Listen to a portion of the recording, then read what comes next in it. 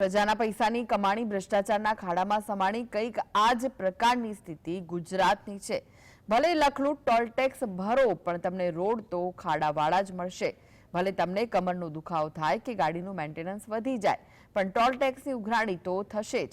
વર્ષ 2023-24માં toll tax ઉઘરાણીના મામલે ગુજરાત દેશમાં ચોથા ક્રમે છે.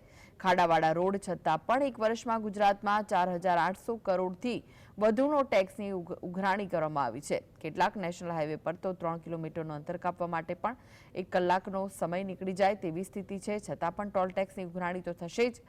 વિકાસના પીટાતા ઢોલ વચ્ચે ભલે નેશનલ હાઈવે પર તમારી ગાડી ખાડાને લીધે હાલક ડોલક ચાલે પણ ટેક્સ તો ભરવો જ પડશે.